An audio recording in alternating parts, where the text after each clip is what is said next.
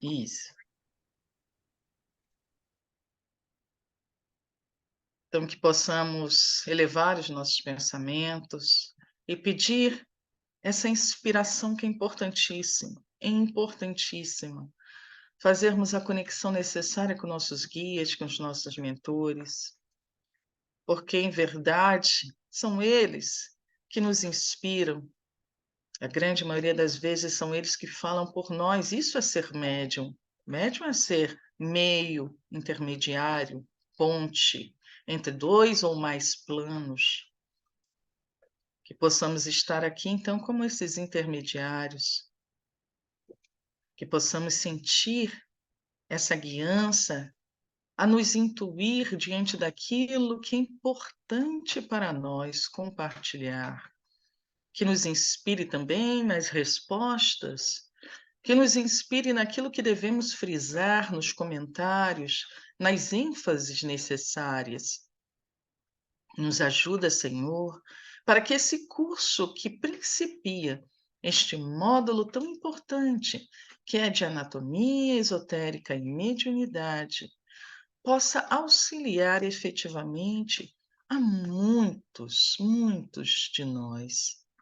Possa ir mais fundo, possa ir mais longe no processo de autoconhecimento, no processo de harmonização, de cura interior, de conscientização das nossas responsabilidades, da nossa missão diante da vida que se coloca em nós e à nossa frente.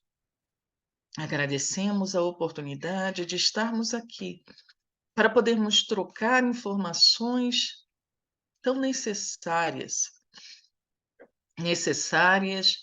desde sempre, mas neste momento atual, mais do que nunca, pois, como já foi dito no Evangelho, como já foi dito na Bíblia, nos tempos chegados, os nossos velhos sonharão, os nossos jovens profetizarão. Nos tempos chegados já foi profetizado que todos nós iríamos começar a manifestar um grau maior ou menor a tão conhecida mediunidade. Estamos nesses tempos.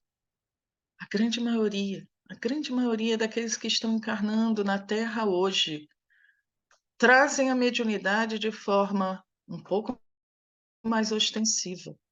E aqueles que ainda não têm estão sendo instados, estão sendo mexidos de dentro para fora e começando a sentir outras realidades que antes não percebiam. Isso tudo é um processo de evolução, de transição do nosso planeta. É mister que nós conheçamos esse processo. É mister que nós conheçamos a nós mesmos. Tudo isso que às vezes sentimos, percebemos.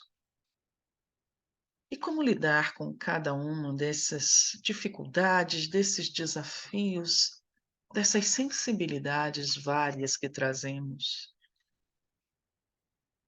Conhece a verdade e ela vos libertará. Talvez este curso, esses momentos de luz, ajudem um pouquinho, deem um vislumbre da verdade.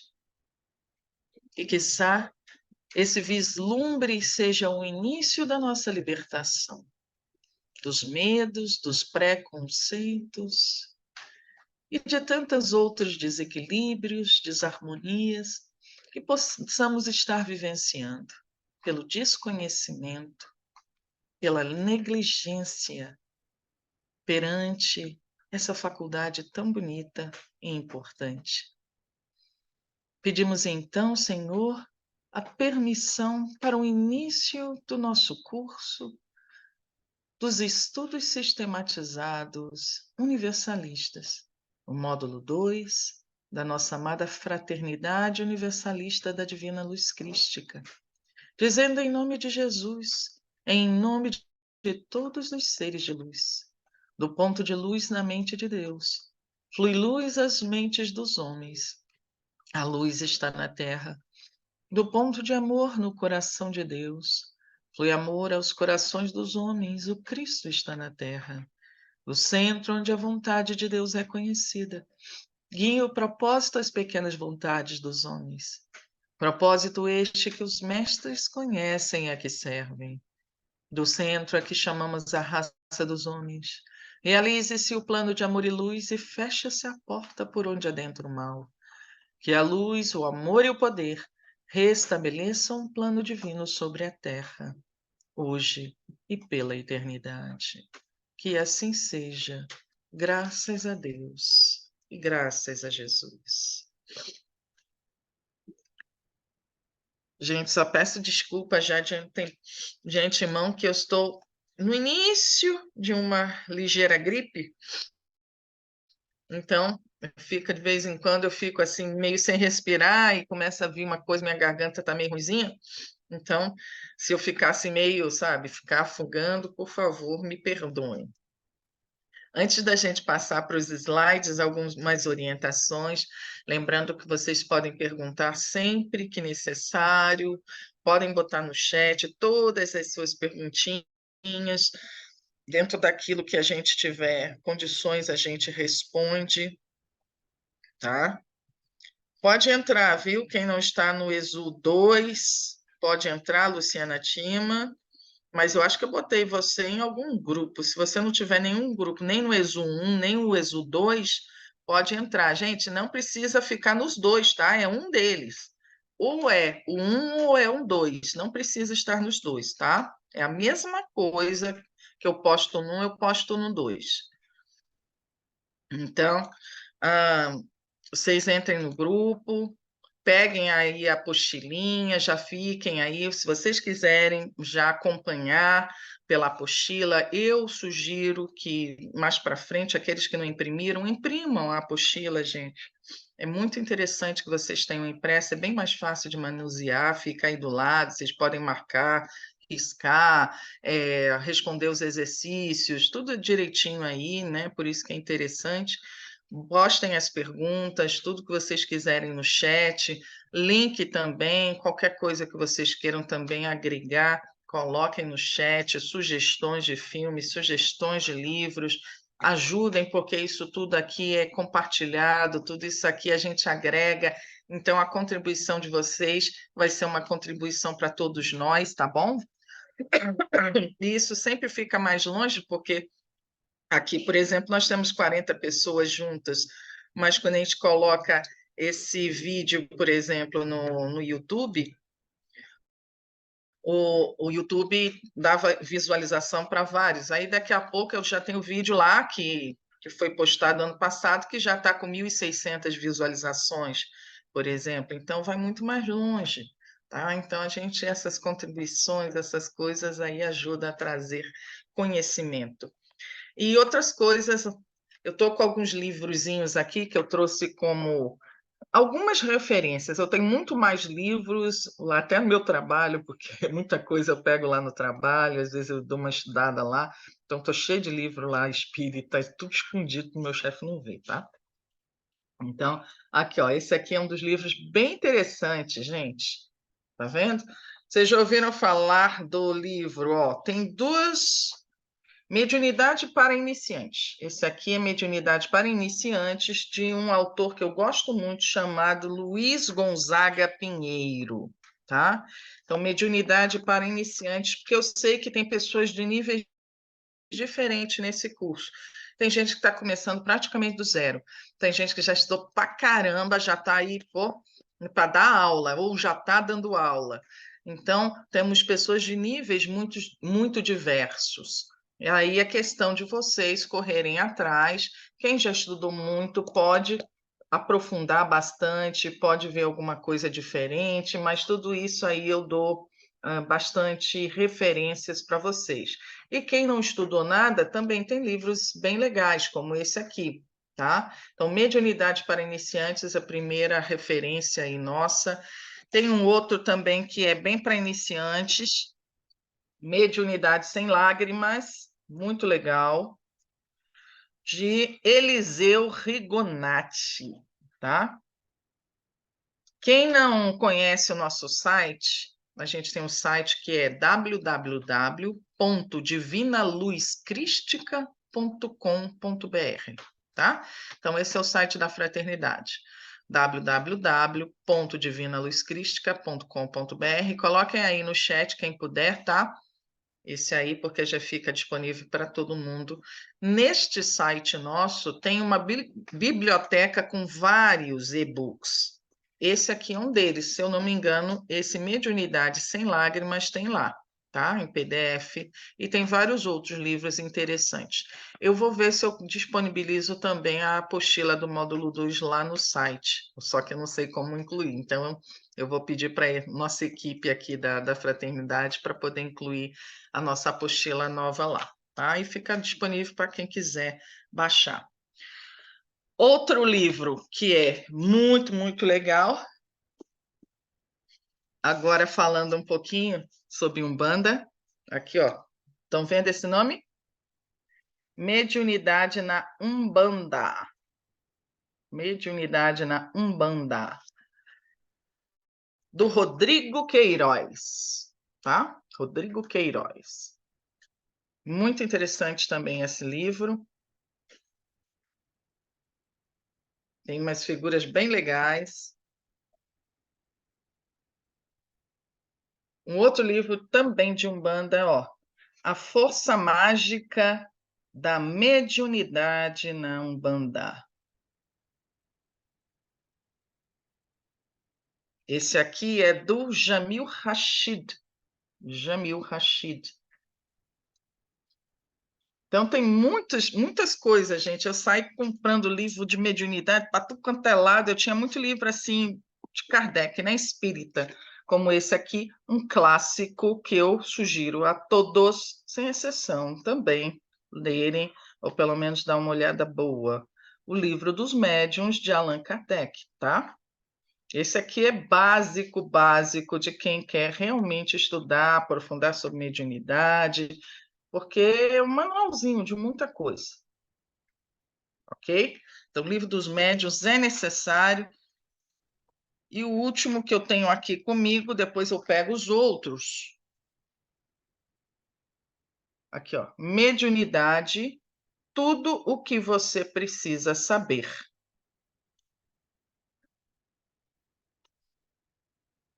Mediunidade, tudo o que você precisa saber.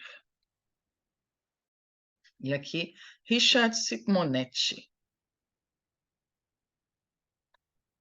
Como eu não podia pegar outros vários, gente, esse aqui é os que eu estou em mãos, tá?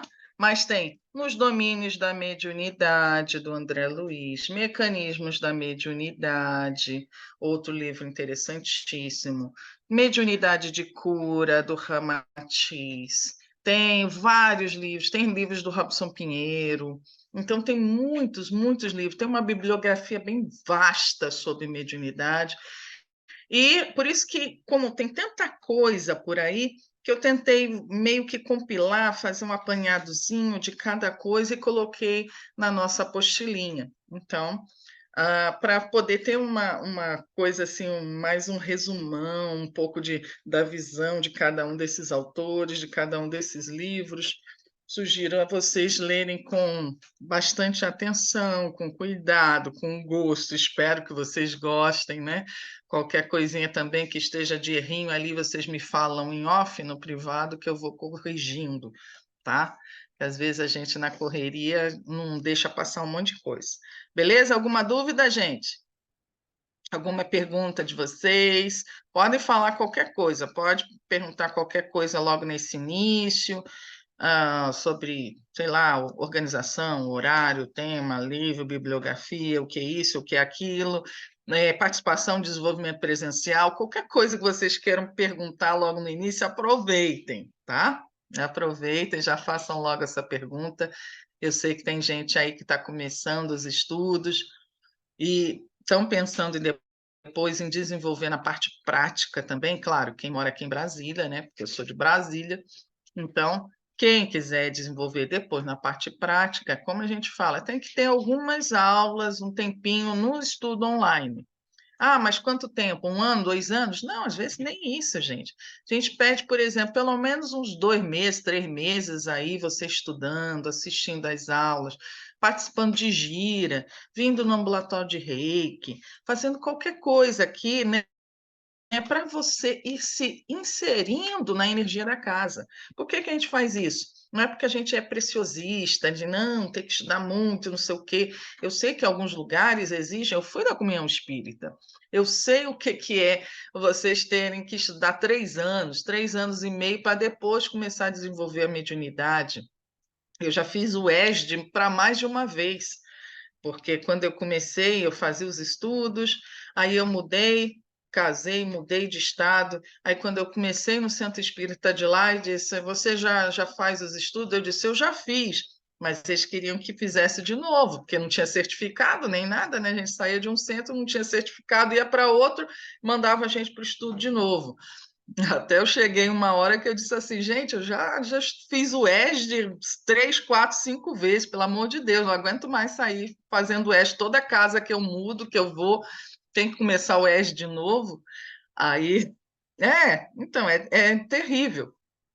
Aí o pessoal chegou lá e começaram a conversar, tipo fazer um enquete lá comigo, ver o meu conhecimento. Aí quando viram que eu tinha conhecimento suficiente, gente, tá bom, né? Dá para ver, então me mandaram já começar num grupo mediúnico. Aí eu, beleza, tá?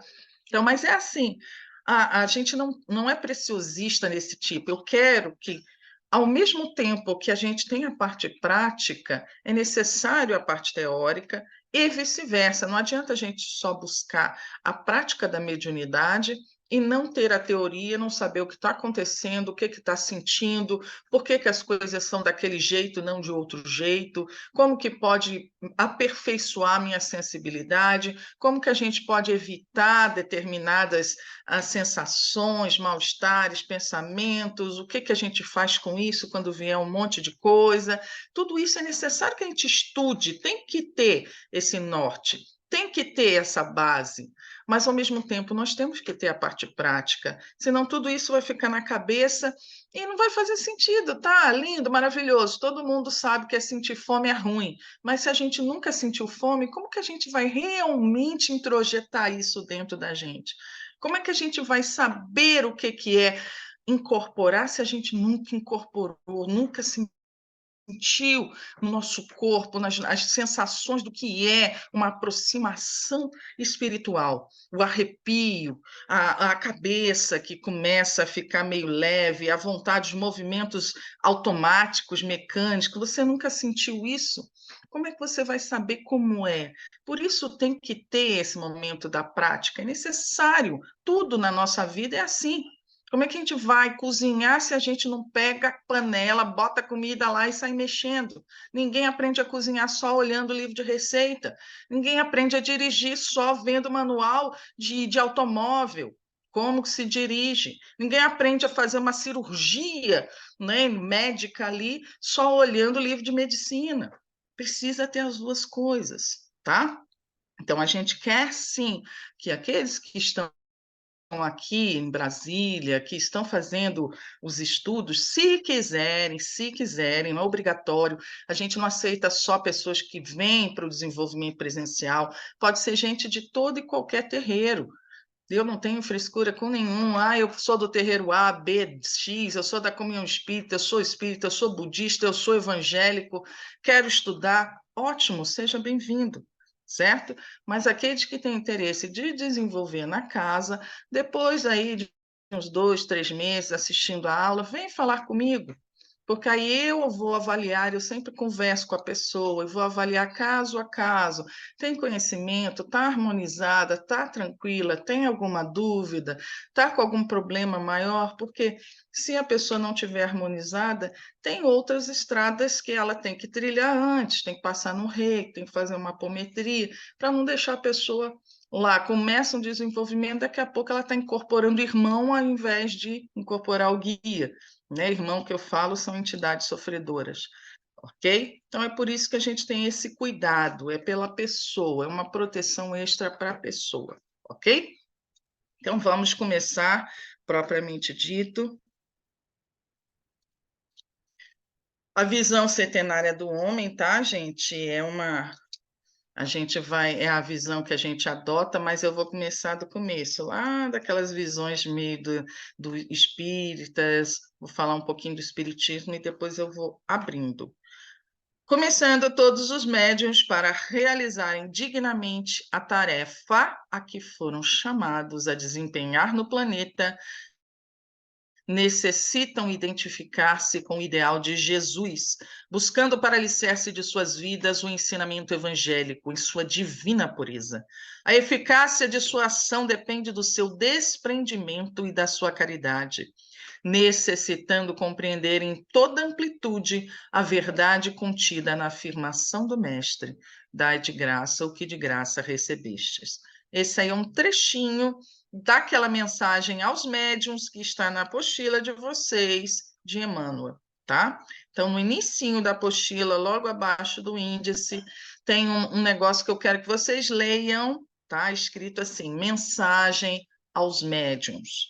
É uma mensagem de Emmanuel, especificamente para aqueles que vieram com a mediunidade de trabalho, que é justamente cada um de nós aqui. Mediunidade de trabalho, a gente vai falar mais na frente, quando falar realmente de mediunidade e tudo, os tipos, mediunidade expiatória. Mediunidade de trabalho é aquela que vem, né, conosco, médium que veio para trabalhar, médium que veio para servir. Nem toda pessoa que tem mediunidade veio para poder servir em terreiro, em centro espírita, para incorporar espírito, para ver, para não sei o quê, para ser, vamos dizer, uma ponte, um psicofônico, por exemplo, fazer psicografia.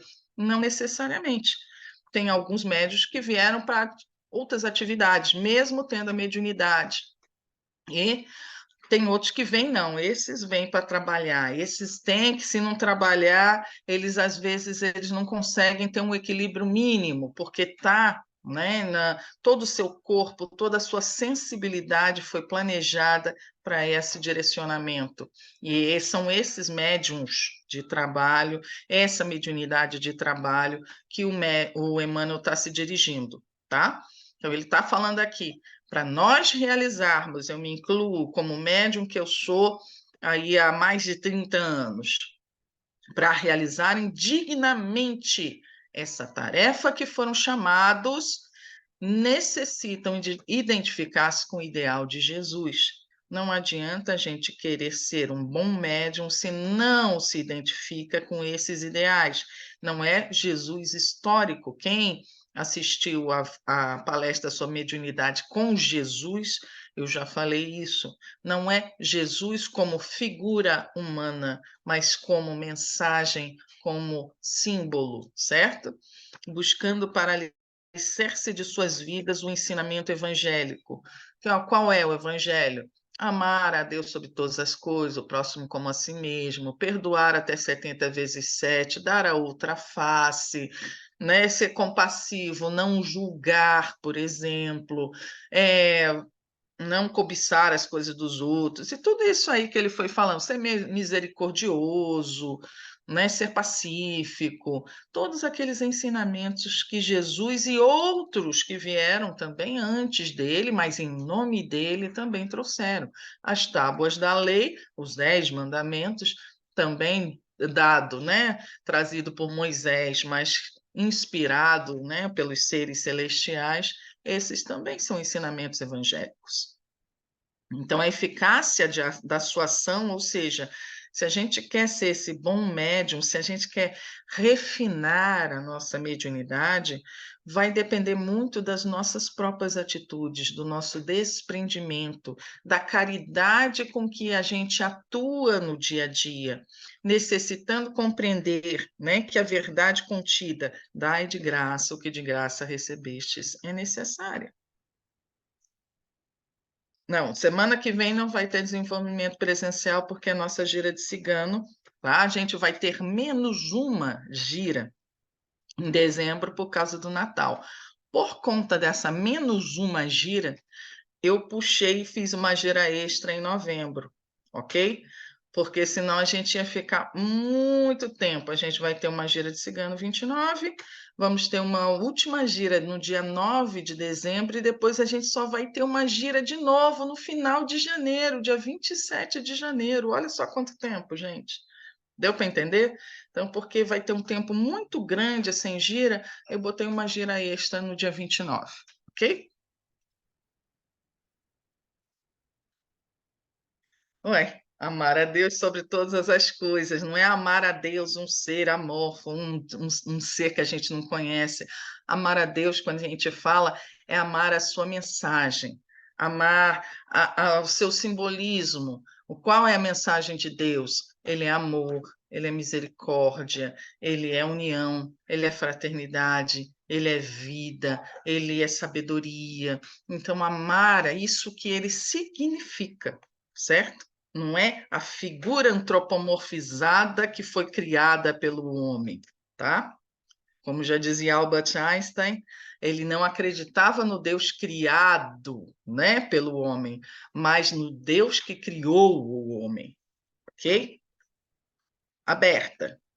Seguindo, a gira vai ser aberta, Sura. Bota depois o nome aí, porque aí vocês veem. O homem espírito. O homem está muito além. Isso aqui eu vou começar do basicão. Por mais que alguns, claro, vão dizer, isso eu já sei. Então, calma, calma que a gente tem que começar do começo. Eu não posso já começar lá de cima.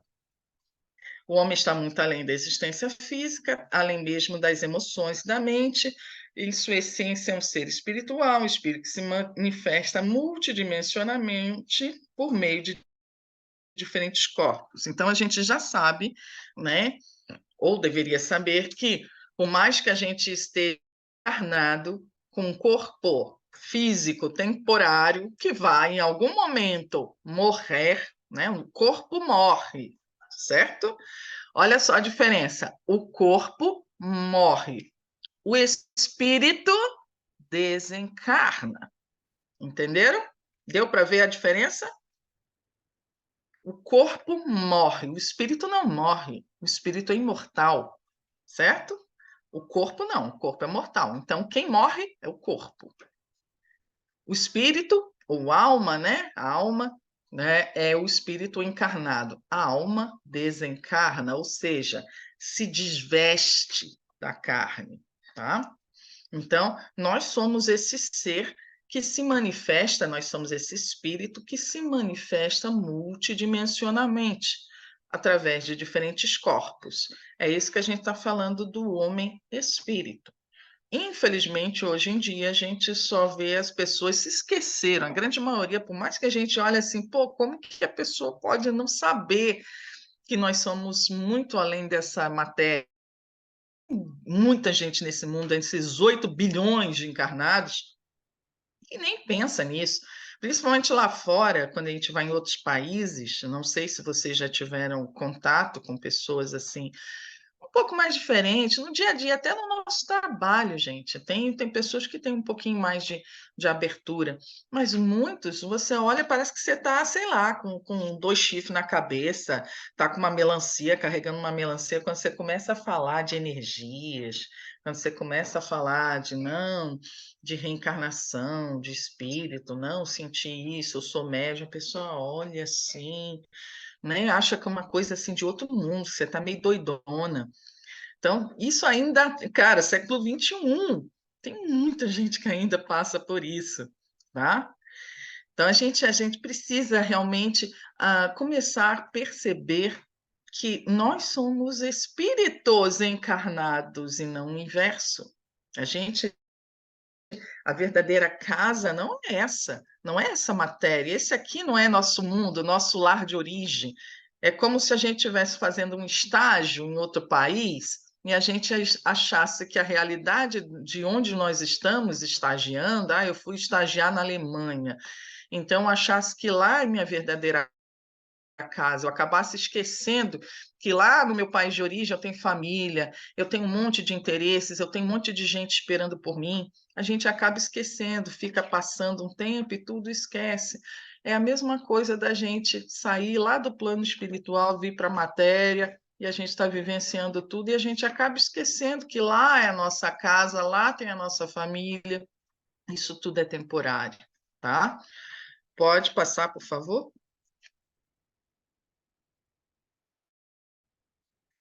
Ah lá, no entanto, esse espírito, né, que é realmente quem nós somos, que vibra em frequências extremamente sutis, pensa na frequência do espírito, atua e manifesta-se, no caso de encarnados, nós encarnados, temporariamente numa dimensão material, ou seja, nós somos espíritos temporariamente manifestados numa dimensão material.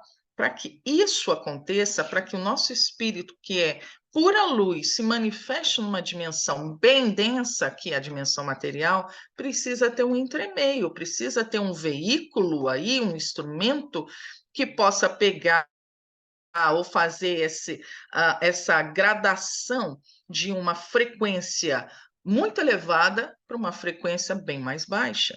Compreendem? Que precisa ter um entremeio aí, um instrumento de ligação e de gradação entre essas dimensões. É justamente esse instrumento aí que no espiritismo é chamado de perispírito, certo? Então, no espiritismo é chamado de perispírito, na doutrina oriental ele destrincha isso em vários corpos, né? Então a gente vê corpo mental, corpo astral, que a gente vai ver mais para frente, tá? Em outras palavras, a fixação do espírito no corpo teria que implicar a existência de um órgão qualquer muito especial, com plasticidade bastante para se ajustar às frequências vibratórias dos dois, acoplando-os. Pode mudar, por favor?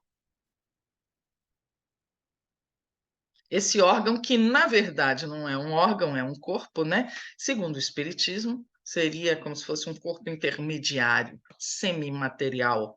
Foi detectado por sensitivos da antiguidade, tanto que ele era estudado por várias escolas iniciáticas, desde Pitágoras, egípcias, persas, neoplatônicas, herméticas e etc, etc.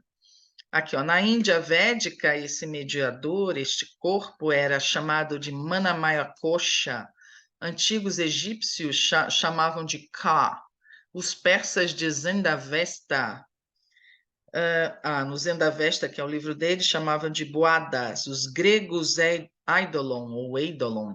Para Aristóteles era corpo sutil. Na escola neoplatônica de Alexandria era astroide, quer dizer, semelhante aos astros devido à cor. Era o corpo fluídico de Leibniz, um grande matemático. Era o perispírito de Allan Kardec ou a alma de Paulo de Tarso.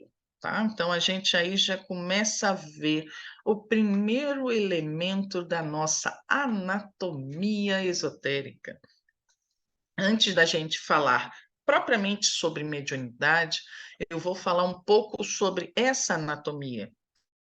Tá? Então, vocês sabem que a anatomia orgânica, a gente aprende a falar de músculo, de ossos, né? Os órgãos, os sistemas, aquelas coisas todas. A anatomia esotérica, a gente destrincha esses corpos. Quais são os corpos? O que tem os corpos, a função deles, os chakras, né? Todo esse sistema de órgãos, de conexões energéticas, o fluido vital, o magnetismo, tudo isso aí é falado dentro da parte da anatomia esotérica. Então, o primeiro elemento que a gente vai falar sobre a anatomia esotérica aqui seria esse corpo que no espiritismo é conhecido como perispírito. Pode mudar, por favor? Por que perispírito? Lá, para o apóstolo Paulo, o homem é um complexo integrado por três partes distintas, corpo, alma e espírito. Isso aí a gente está vendo que, a depender do sistema de estudo, da escola iniciática, do pensador, do filósofo, do profeta, do mago, o que seja, porque cada um trouxe a sua visão, para Paulo, ele divide em três, tá? A estrutura, a constituição do homem, ele dividiu em três, talvez até por isso que Allan Kardec, posteriormente, né, ele também divide em três. Enquanto Paulo falava corpo, alma e espírito, Allan Kardec dividiu em corpo, perispírito e espírito, ok? Então, olha lá o que falou Paulo na primeira epístola, né, ou carta aos Tessalonicenses. O Deus da paz vos conceda a santidade perfeita e que vosso espírito, vossa alma e vosso corpo sejam guardados de modo irrepreensível para o dia da vinda de nosso Senhor Jesus Cristo. Tá? Pode mudar, por favor? Então vamos, ó, nessa visão ternária do homem, eu comecei pela visão ternária para depois entrar na setenária, que é a que a gente vai realmente utilizar nos nossos estudos, mas compreendendo também que não há nenhum tipo assim de cruzamento, de erro. A gente pode falar de uma ou de outra, não tem problema, tá? O que Kardec fez foi só condensar, o que Paulo fez foi só condensar, foi um resumo para facilitar, para simplificar essa compreensão. Mas um e outro estão falando exatamente a mesma coisa, tá? Então, no Livro dos Espíritos, né, de Allan Kardec, ele, no item 6, na introdução, diz que no homem há três coisas. Primeiro, o corpo, né? Ser material. Segundo, a alma, que é o espírito quando está encarnado ou que está necessitado ainda das encarnações, é chamado de alma. Coloquem isso bem frisado, gente. Alma e espírito são diferentes, tá? Kardec às vezes falava como se fosse a mesma coisa, mas dentro da parte oriental, alma e espírito são diferentes. O espírito é aquela centelha, é a consciência propriamente dita, tá? É a consciência individual que vem de Deus e tudo, e que se manifesta multidimensionalmente. Então, o espírito é essa consciência. Alma seria vamos dizer, uma parte, né, quando essa consciência ela se manifesta ainda de uma forma, vamos dizer, ainda na matéria, nas dimensões mais densas, quando ainda possui os corpos inferiores, quando ainda há necessidade do ciclo reencarnatório, quando ainda está jungido à roda do samsara, como falam os orientais, né? Quando a gente ainda está preso a essa roda do samsara, essa roda reencarnatória. Então, essa alma seriam a nossa personalidade, os nossos corpos inferiores, entendeu? Esse quaternário inferior aí seria a nossa alma, ok? E outra parte que é o corpo. Então, a gente teria realmente o espírito, teria a alma representada aí pelos quatro corpos inferiores e teria a parte do corpo físico. Pode mudar, por favor? Aqui tem uma representaçãozinha só para vocês entenderem de onde veio a palavra, né? Por que Kardec fez essa separação entre corpo, perispírito e espírito. Ele fez uma analogia com, por exemplo, uma fruta. Aham, sim. Há uma pequena diferençazinha aí da conceituação kardeciana e a conceituação oriental, por isso que eu frisei. Então, ó, por que que o Kardec fez essa pegada, tá? Ele falou assim, pensa numa fruta, olha para esse abacate aqui. A semente, que é aquilo que é essencial, é onde está a origem da vida, seria a representação do espírito. A semente, um germe, representaria o espírito. A primeira, o envoltório, aquilo que envolve essa cerne de vida, essa origem, tá? Seria o perisperma. Então, através, como tem o perisperma, ele pegou essa informação científica, uma informação realmente da parte da biologia, e ele pegou o peri, que quer dizer em volta, né, em torno de, então, botou perispírito. É aquilo que está em torno do espírito, é perispírito. E pegou a casca, aquilo que está realmente ali em volta, da parte mais externa, seria o corpo físico. Tá? Então, isso aí é só para fazer uma analogia, beleza? Segundo Kardec, o perispírito é o órgão de transmissão das sensações do espírito.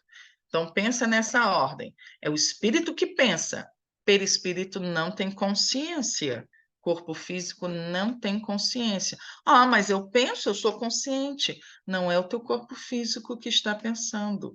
Ai, mas eu sinto. Não é o teu corpo físico que está sentindo. Ah, mas eu estou vindo minhas ideias, eu estou sentindo, sei lá, meu dedo queimar. Não é você que está, né, realmente sentindo. O teu corpo está captando, está sentindo essas coisas, mas quem é que está realmente sentindo frio, calor, pensando, sentindo? É o espírito. Tá? O resto são veículos de manifestação. O corpo físico e todos os outros corpos são veículos de manifestação. Tá? Um corpo astral, por exemplo, o corpo das emoções, ele não tem consciência por si próprio. O duplo etérico não tem consciência por si próprio, tá? É como se fosse uma roupa. Você deixa uma roupa, ela vai pensar sozinha. Nosso corpo físico é como se fosse uma roupa. Uma roupa pensa? Não, entendeu? É simplesmente um instrumento ali. Da mesma forma, o corpo físico não pensa, o duplo etérico não pensa, o corpo astral não pensa. Quem pensa é o espírito, quem sente é o espírito, quem tem memórias e tudo é o espírito. Ok? Quem tem o livre-arbítrio decide, é o espírito. Então, o perispírito exerce papel fundamental na mediunidade. Por isso que a gente está falando disso tudo, gente. Isso tudo para a gente chegar também, quando a gente chegar nos estudos propriamente ditos da mediunidade, a gente precisa conhecer isso tudo. Senão, eu não vou compreender absolutamente nada sobre a mediunidade, sobre os efeitos, sobre a sintomatologia e mais outras coisas, como eu posso exercer o trabalho de cura, uma mediunidade de cura, porque acontecem determinados fenômenos, como ampliar, ativar, fortalecer ou bloquear. Tudo isso eu preciso entender essa anatomia. Esse perispírito, que depois a gente vai destrinchá-lo mais na estrutura citenária, ele tem um papel muito importante na mediunidade. Pelo contato do perispírito do médium com o perispírito do espírito desencarnado é que se dá a manifestação mediúnica. A gente vai ver isso, tá? Que lá para frente, quando a gente falar, por exemplo, de acoplamento entre o espírito, quando vem o espírito para dar uma mensagem, por exemplo, através da psicofonia ou da psicografia, o perispírito desse espírito desencarnado vai se conectar com o perispírito do encarnado, do médium encarnado. Então, perispírito com perispírito vão se interpenetrar, tá? Eles, por isso que a gente não fala, não é incorporar. A gente usa a palavra incorporar, mas não é correta, tá? Mas vamos deixar por aí mesmo. Todo mundo usa, todo mundo entende, então a gente continua falando incorporação, mas não é o que na forma, no mecanismo realmente acontece. Não há uma incorporação, há uma interpenetração de perispírito com perispírito. Tá? De chakras com chakras. E aí, através dessa interpenetração, dessa conexão com chakras e tudo, a gente acaba captando a mensagem através de chakras diferentes, momentos diferentes, se for mental, se for através de um chakra laríngeo, se for através do umeral, e por aí vai. Isso mais para frente a gente explica. Mas o que é importante é sem o perispírito não haveria esse acoplamento, essa capacidade de acoplamento entre seres de dimensões diferentes. Entenderam? Pode mudar, por favor. Então, o perispírito, pela vontade do espírito, é formado pelos fluidos ambientais do mundo que o espírito vai encarnar. Isso aqui também é bem interessante, porque o perispírito, esses veículos, esses corpos, tá? Que compõem o perispírito, que a gente vai ver que é o corpo astral e o corpo mental, tá? Então, esses veículos que compõem o perispírito, que o Kardec chama de perispírito, ele é formado durante uma encarnação, né, através dos vários fluidos do ambiente do mundo que a gente vai reencarnar. Então, por exemplo, se a gente aqui da Terra vai ter elementos completamente diferentes, por exemplo, de alguém que encarne, porque existe o processo reencarnatório em todos os planetas, né, em vários planetas aí. Então, se eu encarnasse em Sirius, tá? Se eu encarnasse em Aldebaran, em, sei lá, Zeta Reticuli, em vários desses planetas aí, na Lua, ou qualquer outra coisa, eu teria uma, vamos dizer, uma combinação de elementos completamente diferente. O perispírito daqui da Terra, ele é formado também pelos elementos da Terra, ou seja, a água, terra, fogo, ar, as energias também vegetais, tudo aí que tem na Terra, ele é como se fosse absorvendo, ele vai absorvendo em composições, em combinações diferenciadas para cada elemento, para cada pessoa. Por isso que nós somos também muito diferentes. O perispírito de uma pessoa não é completamente diferente da outra, e não é só no seu nível cognitivo ou na sua história emocional, nas suas memórias emocionais ou nas suas experiências. Nisso também, tudo isso nos diferencia, mas vai além disso, até nos elementos, na composição elemental, o perispírito de uma pessoa é completamente diferente da outra.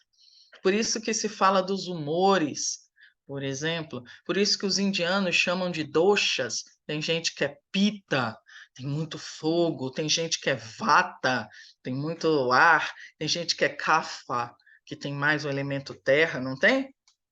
Os chineses, dentro da medicina tradicional chinesa, eles falam ali da estrela de 5 pontas, né, do pentagrama. Então, falam que tem pessoas que são mais madeira, outros são mais pulmão, né, que é o metal, no caso. Tem outros que são mais água, fogo, que é coração, terra, que é baço, pâncreas, e por aí vai. Tudo isso são as combinações elementais também, tá? Então, aqui continuando, ó, quanto menos evoluído for o espírito, mais denso e pesado será o seu perispírito. Espíritos imperfeitos, ignorantes, revoltados, que desejam mal, têm perispíritos mais grosseiros e sem brilho. Ou seja, o perispírito ele também é completamente plasmável, flexível diante de toda a nossa vida, os nossos hábitos, as nossas emanações, o nosso processo evolutivo e por aí vai.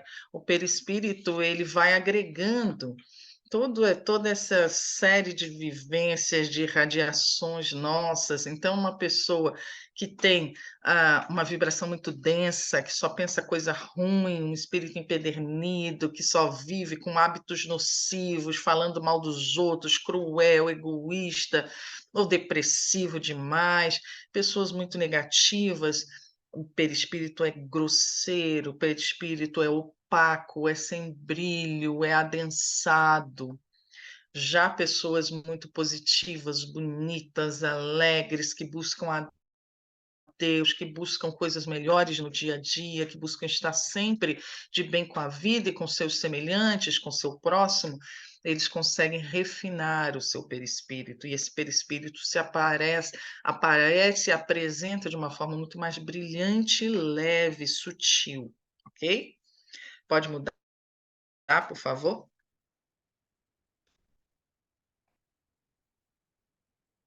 Então, aqui, ó, a gente estava falando do perispírito, tudo isso que eu falei, o corpo, o perispírito e o espírito, é uma divisão espírita, aí, segundo Allan Kardec, e eu expliquei mais ou menos o que seria esse perispírito na visão espírita, ok? Agora a gente vai abrir um pouquinho mais, falando sobre esse agregado uma visão oriental, tá? Na doutrina oriental. Quando eu falo doutrina oriental, eu estou falando aí de ocultismo, eu estou falando da parte dos Vedas, né, que são as grandes escrituras do hinduísmo, estou falando também do budismo, da teosofia, que vem, né, do Oriente. Então, tudo isso, como é que eles pensam sobre isso? Sobre essa constituição energética do homem. Então, eles chamam isso de agregado humano. Segundo a doutrina oriental, o agregado humano, né, ou agregado perispiritual, é o conjunto de estruturas que servem de veículos para a manifestação do espírito e de sua consciência, nos vários planos em que atua. É o suporte do espírito composto pelos seguintes elementos. Então, a gente está vendo aqui, ó, esse agregado humano é o espírito, como eu falei, que é a consciência, e esse agregado é aquilo, são os vários veículos e estruturas que o espírito se vale, tá? Ele se vale de cada uma dessas coisas para poder se manifestar, para poder atuar em dimensões diferentes. Tá? Não só na material, às vezes na dimensão astral, por exemplo, a dimensão dos desencarnados, eles também têm corpo astral, também tem alguns corpos desses. Então, nas várias dimensões, é necessário que haja a atuação ou a intervenção de veículos próprios para cada uma dessas dimensões. Ok? Deu para entender, gente? Alguém está com alguma dúvida aí? Estou sendo clara ou estou indo muito rápido? Se tiverem com dúvida, é só falar. Vocês já viram que aqui, ó, o pessoal lá do Oriente adora um 7? Isso aí é um número muito ocultista. Então, lembrando sempre, eu sempre falo que o 7 é o número da evolução. Ele contém o 3, que é o número da divindade, ele contém o 4, que é o número da matéria, da evolução material, da estabilidade. Então, 3 mais 4 é 7. É o homem divino e o homem do mundo, o homem terreno. Então, o 7 é o número da evolução, tá? Não existe evolução sem passar pela matéria, tá? Então, aqui ele fala, ó, que a gente tem 7 corpos. Isso aí não quer dizer que a gente só tenha 7 corpos, não, tá? Mas eles criaram mais ou menos essa divisão, essa estrutura para ficar didática. Tem mais do que 7 corpos, tem mais do que 7 níveis, mas vamos pegar isso como uma divisão mais didática para ficar mais fácil da gente entender. 7 corpos, 7 níveis para cada corpo, porque para cada um desses são 7 subníveis, tá? Isso aí lá dentro da teosofia, tem uns que falam rondas, né? Porque tem a ronda planetária, mas tem a ronda do homem também, tá? Individual. É como se fossem essas rondas, a gente vai passar um nível físico, um nível etérico, um nível astral, um nível mental, um nível depois a gente passa para o segundo nível, 1, 2, 3, 4, 5, terceiro nível, 1, 2, 3, 4, 5, 6, 7, e vai por aí vai. Então, são 7 subníveis, né? 7 corpos, 7 níveis para cada corpo, 7 subníveis para cada nível, são as várias divisões de 7 em 7 em 7. Vocês já viram que na Umbanda também acontece isso? Tem muito dos 7, ou 7 encruzilhadas, ou 7 covas, ou 7 isso, 7 aquilo, né? Então, as 7 linhas da Umbanda. Os Exus trabalham de 7 em 7, sempre trabalham com as falanges, cada falange de Exus, né? Falange dos seus 7 encruzilhadas.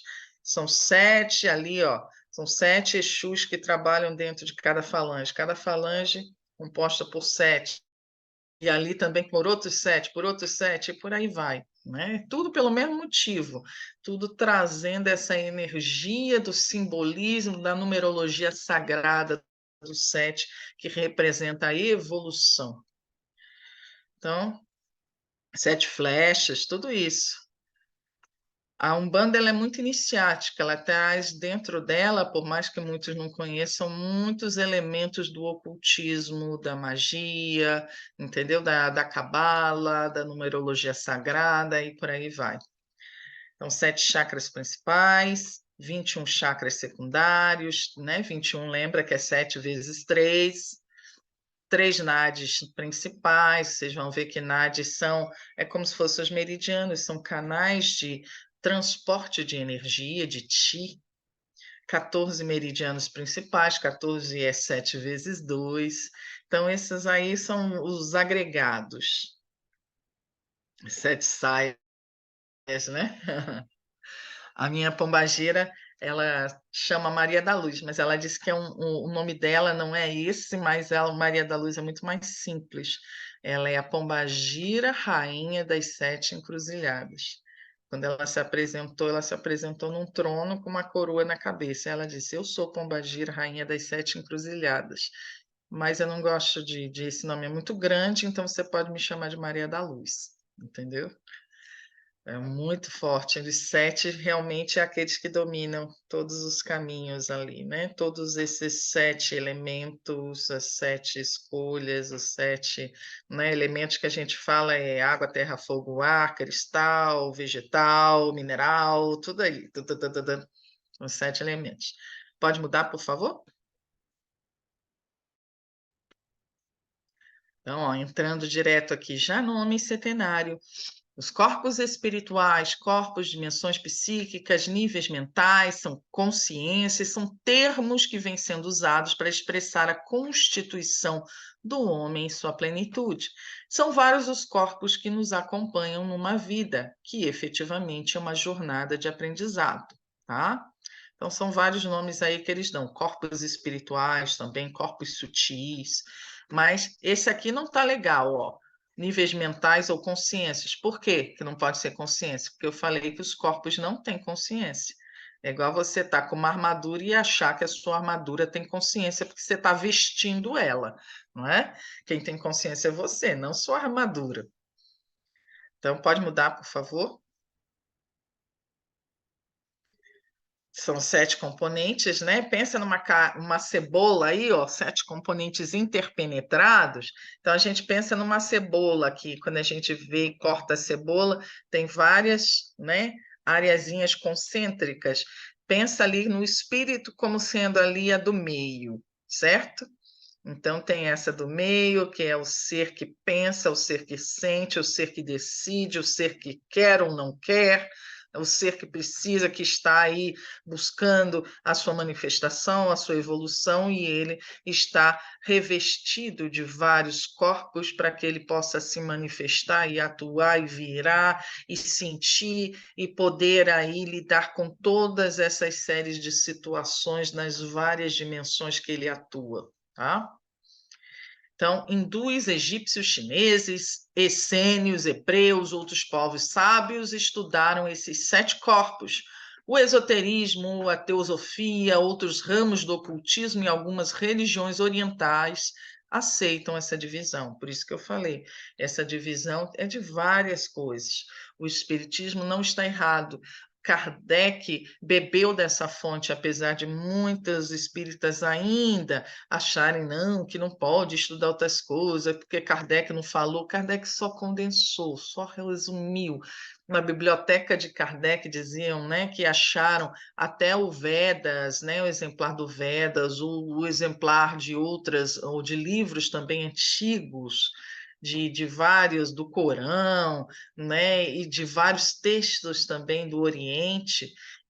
Kardec, como um homem sábio, ele não ficava com a mentezinha fechada. Quem fica com a mentezinha fechada são pessoas preconceituosas e ainda com mais limitadas.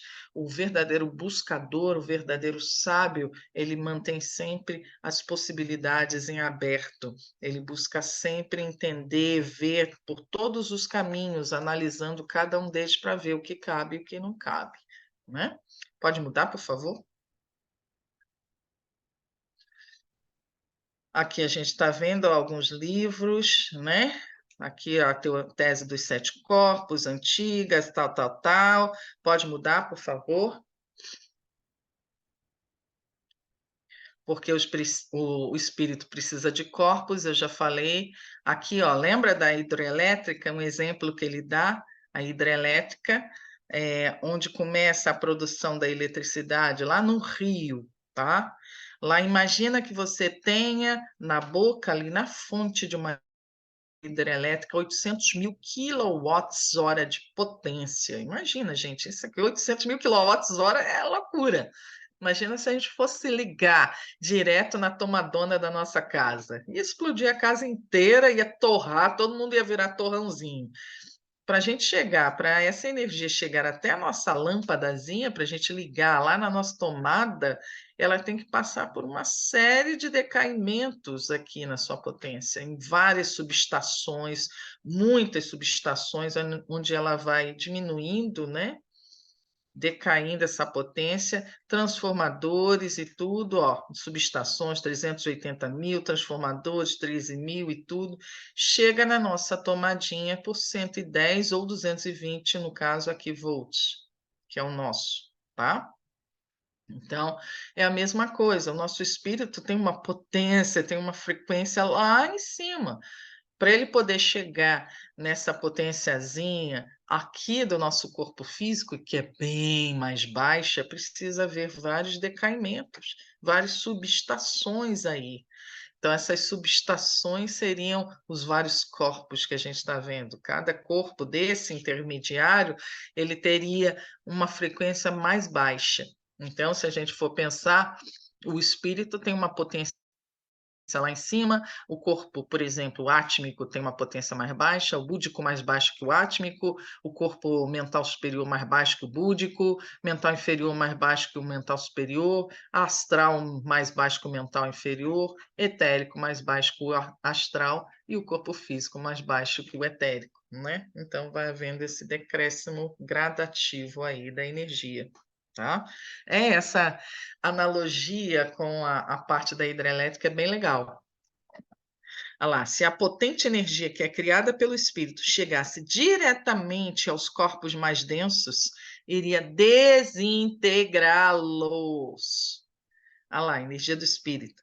Por isso, o espírito, para atuar em dimensões mais densas, se reveste de corpos que diminuem a sua potência energética, exatamente igual aqui que estão falando da hidrelétrica. Pode mudar também, por favor? Aqui também, ó, falando os vários níveis, nível consciencial, nível mental, astral, físico, tá? A gente tem 7 corpos, mas aqui, ó, cada um atua mais ou menos um certo nível. Isso aqui não são 7 corpos, são níveis, tá? De manifestação, porque se a gente for pensar, quando a gente for pensar, por exemplo, o corpo físico e o duplo etérico ainda é um corpo físico, só que a gente chama de físico sutil, tá? Mas as características dele ainda são de corpo físico, tanto que ele nasce com o corpo físico e ele morre pouco tempo depois da morte do corpo físico. Poucos dias depois, 24, 48, 72 horas no máximo, o corpo etérico, o duplo etérico, está se desfazendo junto com o corpo físico.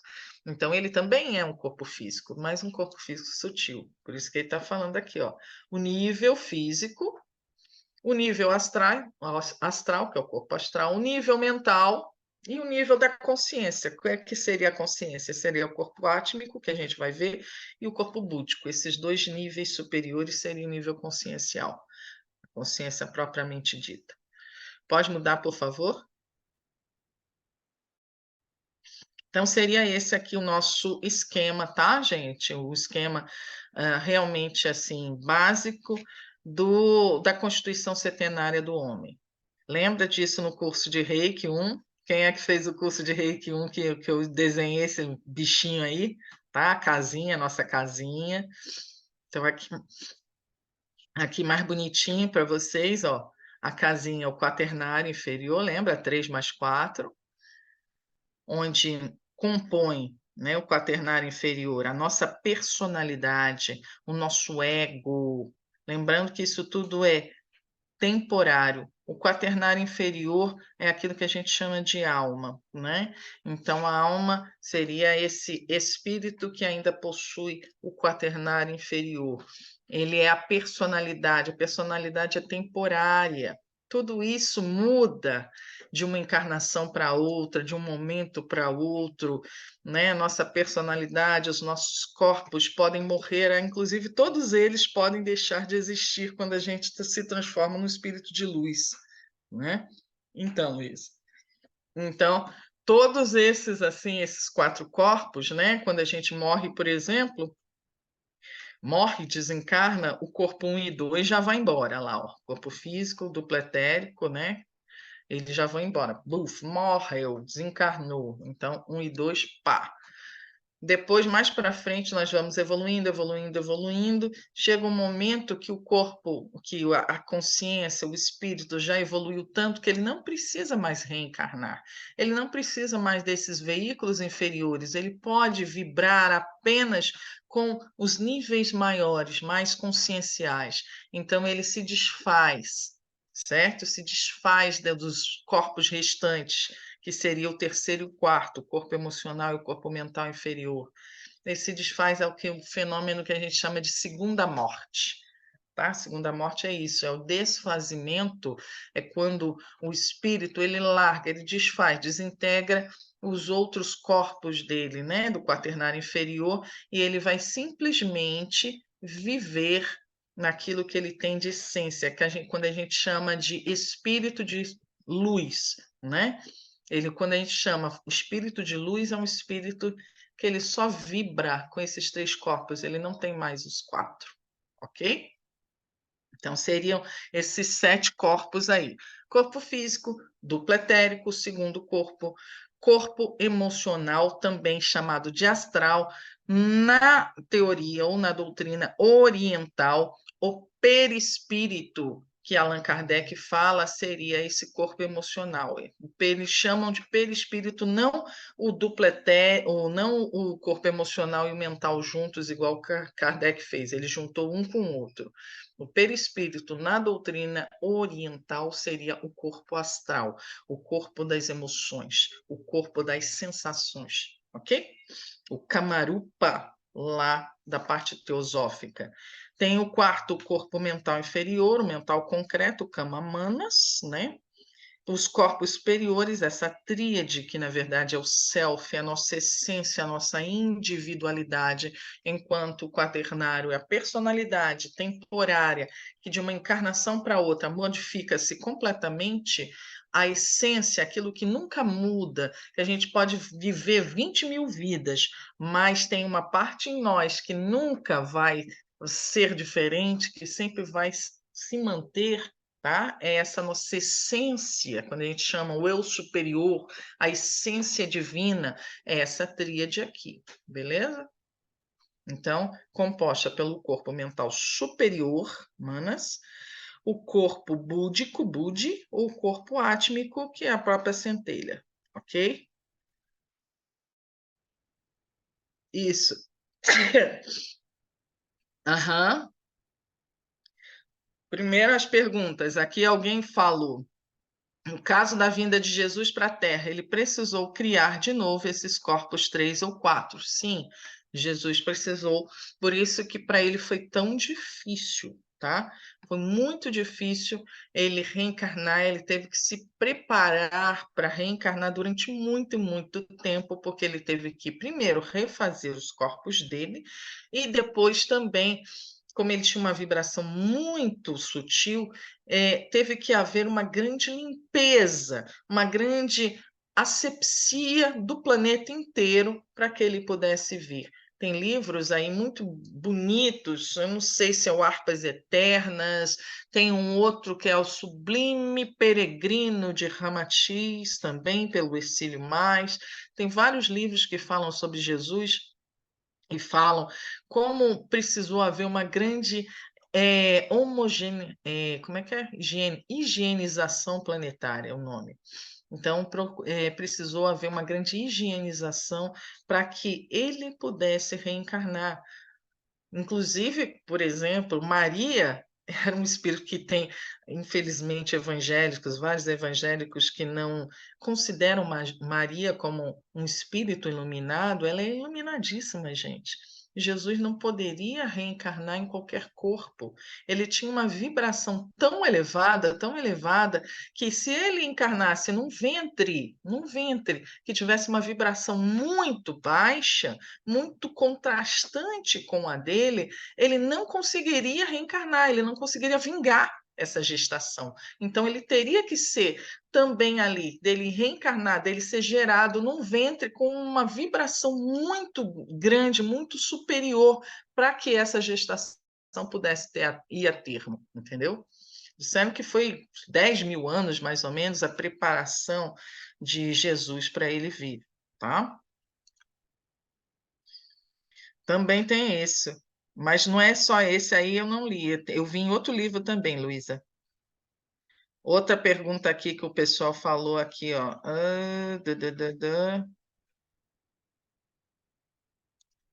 O corpo búdico fica a nossa biblioteca de todas as reencarnações. Não só o corpo búdico, o corpo causal também, tá? Então, o búdico é a sabedoria, o aprendizado, tudo aquilo que a gente aprende, né? A sabedoria fica ali no búdico, essas memórias, tudo fica ali. E o corpo causal, que é o corpo da mente, pega isso aí, ele vai ressignificar, ele vai idealizar, ele vai atuar na cocriação, ele vai enviar isso para os outros corpos para que isso seja ressignificado, para que as coisas que precisam ser ajustadas possam ser feitas, entendeu? Por isso que ele é a matriz das nossas experiências aí, vem do causal. Mas isso a gente vai falar mais para frente. Pode mudar, por favor? Aqui uma outra casinha que eu achei bem interessante, como eu falei, né? A tríade, quaternário, individualidade, como eu falei, personalidade. Aqui ele já vai falando, ó, o corpo, no caso, físico, né? Isso aqui tem a ver, tem uma analogia com o corpo mineral, o reino mineral. Isso aqui ele vai fazendo uma analogia com os reinos. O corpo físico e o reino mineral, olha, analogicamente falando, tem muito a ver. Mineral é aquela coisa muito da organização, muito da matéria, não é? Já o corpo energético, seria o duplo, tem muito a ver com as sensações. E olha a analogia que se faz com o reino vegetal, porque o reino vegetal, justamente a característica do reino vegetal é a sensação. Pensa nos tropismos das plantas. Uma planta que tem o fototropismo, ou seja, ela se movimenta em busca da luz. Foto quer dizer luz, tropismo, movimento. Tem plantas que elas vão buscando, elas vão subindo, se movimentando, buscando o sol, buscando a luz. Outras já mudam, já vão se deslocando em busca da água, tá? Hidrotropismo. Então, o que caracteriza muito o reino vegetal é a sensação. Enquanto o reino mineral é a organização, no reino vegetal é a sensação, no reino animal são os instintos, né? E no reino humano é a razão, né? Então, no reino animal são os instintos, a emoção, emocional. No reino humano é a razão, ou deveria ser, né? Porque tem muita gente que está ainda vibrando demais nos reinos inferiores. Tem muita gente que ainda está vibrando, só quer saber de sensação o tempo todo. Se só quer saber de sensação, ele está vibrando em quê? Ainda na vibração do vegetal ali, ó. Tem outros que só querem saber de instinto, só querem sentir, só querem, são muito extremamente emocionais, né? Muito ali no fígado mesmo, tudo é emoção, é raiva demais, paixão demais, medo demais, tudo assim é muito fugaz. Então, ainda está vibrando nessa dimensão da animalidade. E outros que já estão começando a vibrar realmente nos primeiros lampejos da razão. Então, esses estão já vivenciando experiências do reino humano, tá?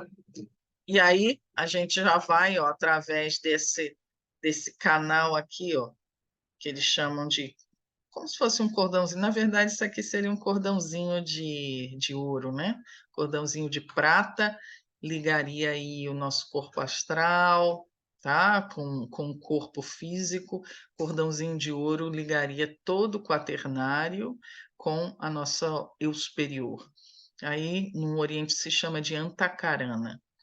Esses três corpos aqui, ó, superiores, que é o causal ou mente superior, o búdico e o átmico, enquanto a mente, né, o causal seria o altruísmo, né, a mente idealista, a mente elevada. Aqui o Budi seria a sabedoria, ele botou inteligência, mas aqui seria a sabedoria, e o átmico é o verdadeiro eu. Então, o verdadeiro eu aqui. É a primeira manifestação da consciência do espírito. Deu para entender mais ou menos isso, gente? Tá claro esse esquema? Ou está muito complicado? E olha que eu nem abri ainda nas características dos corpos que a gente vai fazer em seguida, tá? Pelo menos começar na aula de hoje, porque aí a gente vai continuando nas outras aulas. Mas vocês entenderam como é que é esse esquema? Alguma dúvida quanto a isso? Alguma pergunta? Não aproveita. Pode mudar, por favor, Mateuzinho? Aqui são vários outros corpos também e divisões segundo várias escolas. Eu não vou sair abrindo. Olha só, aqui, ó. Lembra da católica? A escola do catolicismo, que é a que a gente conhece aí, muitos de nós de criança, ou pelo menos não só a católica, a evangélica, quem é ou foi evangélico, lembra que a gente falava era corpo e alma, corpo e alma. Então, segundo a doutrina cristã, nós temos a parte física, o corpo, aquilo que não é corpo é alma. Já segundo o espiritismo, tem o corpo, o perispírito e o espírito. Já segundo a escola grega, tem o soma. Soma é o quê? Corpo, é a parte física, material. Tem a psique é alma. E tem nous. Nous é tudo aquilo que vem a nível de consciência, aquilo a nível de espírito. E tem as várias outras escolas aqui que eu não vou sair falando, até a última que a gente está vendo, que é a teosófica, né, oriental, ocultista teosófica, que é essa que a gente está falando, dos 7 corpos, o físico, o etérico, o astral, mental inferior, mental superior, búdico e átmico, que é essa escola teosófica, ok? Então, vocês olhem direitinho aí, eu não sei se está na apostila, mas quando eu passar para vocês os slides, vocês vão ter acesso a isso. Pode mudar, por favor? Então, olha só que interessante. Cada um desses 7 princípios, cada um desses 7 corpos, né, que a gente viu aí, tá? Tenta ver se vocês decoram, que vocês guardam, o corpo físico, o corpo etérico, o corpo astral, mental inferior, mental superior, búdico e átmico. Cada um desses 7 age como uma camada protetora para o seguinte, tá? Cada um é um veículo de consciência que percebe uma atividade, um domínio e por aí vai. Como eu falei, cada um deles vibra numa determinada, né, dimensão, uma determinada frequência, porque tudo é energia, mas energia em frequências diferenciadas. Uma energia mental é uma energia, só que está numa vibração mais sutil do que uma energia, por exemplo, de emoções, de sentimentos, tá? Então, sentimentos é energia, mas vibra numa vibração mais densa do que de um pensamento. E por aí vai, tá? Então, por isso que precisa dos veículos para as várias manifestações. Aqui a gente vai trazer Blavatsky, né, uma citação da Chave da Teosofia. Quem não conhece aí, não indico para os iniciantes, tá? Os livros de Blavatsky são extremamente densos, são bem complicados, inclusive para estudiosos que estão aí há 20, 30 anos, né, buscando isso. Então, se você já tem um certo nível de estudos, você pode pegar a Chave da Teosofia, que é bem, bem interessante, estudar a teosofia, mas se você tiver um nível mais avançado, um tiquinho.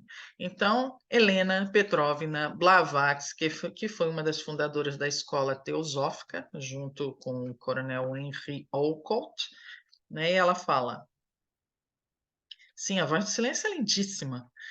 Tente imaginar um espírito, um ser celestial, seja chamado de um nome ou de outro, divino em sua natureza essencial, embora não puros o bastante para ser como todo. Ou seja, nós somos espíritos numa frequência muito sutil, mas não somos Deus, né? Deus é perfeito. Nós somos perfectíveis, mesmo sendo um espírito, pensa num espírito ali puro, nós nunca vamos ser tão perfeitos quanto Deus, né? Então não somos, por mais que nós tenhamos um nível de pureza gigante, mas não somos puros completos como Deus, tá? Então, embora não puro bastante para ser um com o todo e tendo a fim de obter isso, que purificar sua natureza para finalmente alcançar aquela meta. Ele pode fazê-lo somente passando individual e pessoalmente, isto é, espiritual e fisicamente, através de todas as experiências que existem no universo múltiplo ou diferenciado. Ou seja, para que ele se conheça como um Deus e esteja realmente no nível de manifestação de uma divindade, ele precisa se conhecer. Lembra daquela simples frase que todo espírito é criado simples e ignorante? Por mais que nós tenhamos a nossa herança divina, um bebê, pensa num bebezinho, ele tem tudo aquilo que a humanidade dele lhe confere, mas ele ainda não tem a capacidade ali naquela vida de pensar, de andar, de fazer um monte de coisa. Ele precisa experienciar e ir reaprendendo aquelas coisas todas para novamente se manifestar como um homem ou uma mulher plena, entendeu? Mas ele tem tudo aquilo em germe, todas aquelas capacidades. Então, ele precisa passar por tudo isso aí para aprender sobre o que ele, quem ele é, o que ele pode fazer ou não fazer. Então, ele sai do seio, ele sai do útero da mãe, ele sai da consciência do pai, e ele desce para um nível material, para um nível de manifestação densa, onde ele vai experienciar, em determinado momento, ele vai subindo de novo. Em cada experiência onde vai evoluindo, ele vai subindo, subindo, até o retorno de novo ao uno, tá? Então, ele tem, portanto, depois de ter ganho tal experiência nos reinos inferiores, tendo que ascender mais alto e ainda mais alto com cada degrau da escada do ser, que passar através de todas as experiências nos planos humanos. Então, é isso que a gente faz, a gente desce para experienciar, para conhecer, para manifestar, para poder aprender as coisas, né? E depois a gente sobe, vai subindo e retornando à medida que a gente aprende até se reintegrar com esse todo. Reintegrar não, vamos dizer, fundindo, né, numa única consciência, vai ser uma unidade na diversidade. Entendeu? Não é aquela fusão de uma gota que se perde no oceano, né? Onde a gente esquece de nós mesmos, não. São várias, são todas as consciências acabam se fundindo com Deus, mas cada uma mantém a sua própria consciência, a sua própria evolução, mas todos eles estão vibrando juntos ali, numa manifestação de amor, numa manifestação de criação e por aí vai.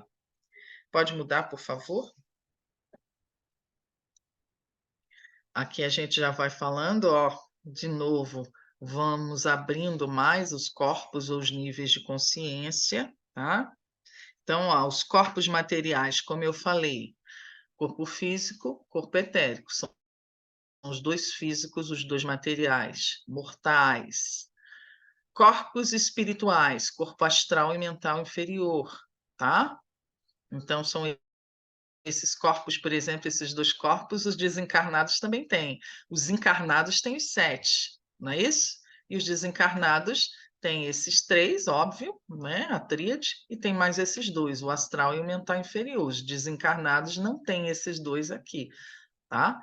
Os mutáveis renovam-se a cada reencarnação. Como eu falei, quaternário inferior, personalidade.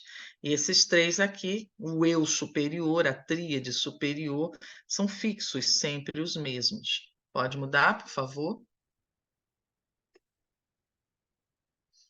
Aqui a gente fala do pouquinho do fluido vital, é a energia, né, que vai animar tudo isso, é como se fosse o grande combustível, a grande energia que é utilizada para plasmar, para criar. O fluido vital é o que cria tudo, gente, ali na parte da fisicalidade, tá? Nós temos esse fluido cósmico universal, de onde tudo flui, e quando a gente está no nível de manifestação física, a gente fala do fluido vital, é uma, como se fosse um tipo, né? Um aspecto, um aprimoramento do fluido cósmico universal, certo? Então, ó, fluido vital são três as principais condições onde o fluido vital terá uma participação ativa. Primeiro, animalização da matéria.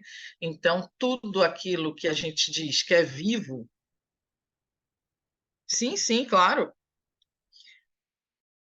Quando a gente fala, por exemplo, dos 4 elementos, o fluido vital está em tudo, gente. Está em tudo. Mesmo naquilo que a gente chama de inorgânico, também tem fluido vital. Só que tem um fluido vital diferenciado, uma quantidade diferenciada, entendeu? Mas tem fluido vital. Um cristal não é um mineral? Mas um cristal, mesmo sendo mineral, tá? Não tem uma consciência, uma autoconsciência. É um mineral, né? Vamos dizer, vem um tipo de rocha ali, né? Aprimorada. Só que um cristal tem fluido, tem energia, e tem uma energia fortíssima. Pega um quartzo, pega uma ametista aí, né? Vê se não tem energia, um cristal de ametista. Tem uma energia fortíssima. Pega uma esmeralda, um cristal desse de cura qualquer, tem uma energia fortíssima. Então, a gente pode dizer que esse fluido vital seria o Qi do Reiki, o Qi dos chineses, não é? Então, o fluido vital está em tudo, tá? Está nos 4 elementos também. O fogo tem um fluido vital, tem um éter, tem uma, né, uma energia aí que é muito, muito intensa também, tá? Então, o fluido vital, antigamente se achava, não, está só nos vegetais, nos animais, nos homens e tudo aquilo que tem consciência, né? Aquilo que tem carbono, oxigênio, né? CH, né? A parte da, não, o fluido vital está em tudo. Cada elemento, mineral, vegetal, animal, hominal, elemental, ok? Esse fluido vital que é utilizado, que está em nós, é utilizado também, seja pelos espíritos, seja por nós outros, seja por entidades sofredoras, porque eles querem para eles, pelos mentores para poder trabalhar ou ajudar quem quer que seja, esse fluido vital que nos mantém de pé, tá? Esse fluido vital que sem ele a gente não teria, a gente simplesmente seria uma casca. Como eu falei, o corpo físico, ele não tem consciência, ele é como se fosse uma casca, é como se fosse uma roupa. Ele por ele mesmo, sem energia, a gente não consegue ficar de pé, que a gente cai, buf, tá? Sem força nenhuma. Então, pensa num, sei lá, um instrumento desse elétrico. Pega um ferro. Um ferro, ele por ele mesmo, ele não vai fazer nada, ele vai ser um objeto ali inerte. Liga na tomada, uma tomada elétrica, ele vai esquentar. E dali esquentando, ele vai começar a passar. Ele precisa daquela energia para ele poder funcionar. Nós também precisamos de energia para poder, o nosso corpo precisa da energia para poder funcionar. Sem essa energia, a gente não consegue nada, a gente não acorda de manhã. Quem é que nunca chegou num dia, acordou que não conseguia sair da cama, completamente sem energia? Ou quem de vocês aí não trabalhou, não aconteceu alguma coisa num dia que vocês disseram, cara, eu estou esgotado, não tenho força para levantar, não é? Então, a gente estava completamente sem fluido vital, o fluido vital estava no pé, tá? E esse fluido vital que a gente o tempo todo troca. A gente recebe, a gente vem uma parte conosco quando a gente encarna, a gente já encarna com uma quantidade X de fluido vital, que eu brinco dizendo que é aquele do joguinho, lembra a barrinha? Sempre no início do jogo vem uma barrinha vermelha do carinha lá, começa a dar soco, dá soco. Aí a barrinha vermelha vai caindo, eles levam um soco na cara e a barrinha cai bastante. Então, a gente vem com essa barrinha vermelha, que é o fluido vital que vem conosco. Nós podemos aumentar um pouquinho esse fluido vital no dia a dia através da alimentação, da meditação, respiração, bons hábitos, prece, tudo isso aumenta o fluido vital. Receber reiki, receber passe, tudo isso aumenta o fluido vital. E também tem muitas coisas que desgastam o fluido vital, que é justamente o contrário. Briga, lembra do soquinho que eu falei?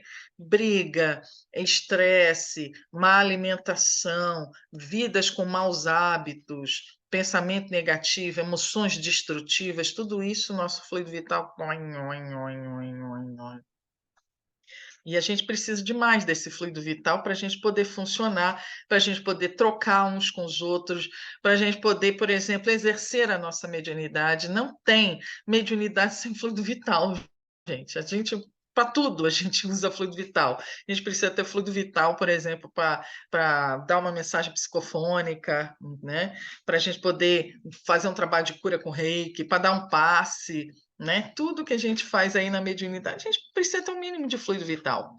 O corpo que também é um intermediário que pega esse fluido vital, joga para o corpo físico, é o duplo etérico, ele que é onde estão os chakras aí ligados diretamente ao corpo físico e tudo, onde estão essas conexões que nos sustenta desse fluido vital, que passa tudo através dele, dos chakras, dos nadis, dos meridianos, é o nosso duplo etérico. Daí a importância muito grande dele também. E através também desse duplo etérico que podem passar tanto a coisa boa quanto a coisa ruim, tá? Porque o chakra, lembra que os chakras, depois a gente vai ver, são portais, né? Então, ele é porta de entrada e saída. Assim como também através dos corpos passa a energia boa e passa a energia ruim. Tá? Se a gente estiver em lugares legais, fazendo coisas boas, as energias boas vão vir e passar através dos corpos nos alimentando positivamente. Se for ao contrário, se eu estiver em lugares nocivos e com atitudes perniciosas, a gente vai estar atraindo, ou perto de pessoas também perniciosas, ruins, não sei o que, difíceis, a gente pode atrair essas energias negativas que podem ou tornar o nosso fluido vital adoentado, podem torná-lo pernicioso, que a gente chama de ti pernicioso, e a gente sente dor, começa a sentir mal-estar, fraqueza e tudo isso, né? Não é só falta de energia, não. A energia nociva, a energia, um fluido vital adoentado, denso, também a gente pode sentir muita coisa assim, tá? Pode mudar, por favor?